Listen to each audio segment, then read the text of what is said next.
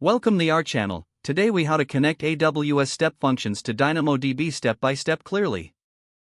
Begin by logging into your AWS Management Console. Navigate to the AWS Step Functions service. Click on Create State Machine. Select Author from Scratch. Name your state machine to reflect its purpose.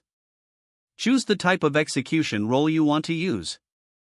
In the definition section, you'll need to write the Amazon States Language, or ASL, for your workflow. To connect to DynamoDB, make use of the task state in your state machine definition. Specify the type of resource for your task as the AWS SDK integration. Define the service as Dynamod. Indicate that action you want to perform, for example, put item or get item. In the parameters section, include the necessary details for the DynamoDB operation. For a put item action, specify the table name and the item you want to insert. If you're using get item, include the key for the item you want to retrieve. Ensure that the IAM role you've selected has the required permissions for accessing the DynamoDB table.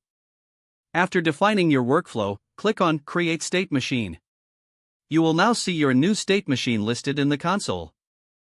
Next, navigate to the DynamoDB service from the Management Console. Create a new DynamoDB table if you don't already have one.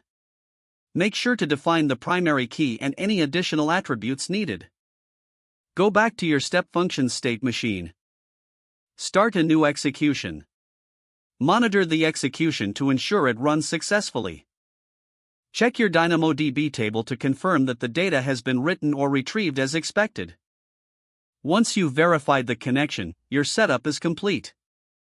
If the page does not load, refresh the browser or try again in a private or incognito window.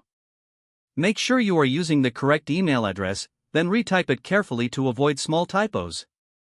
If your password is not accepted, use the reset option and create a new strong password you can remember. Check your spam folder for verification or security emails, then complete any requested confirmation steps. Enable two-factor authentication if available to improve account security and reduce unauthorized access risk.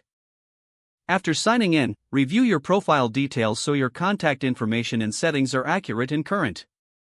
Don't forget to like this video and subscribe to our channel for more step-by-step tech guides.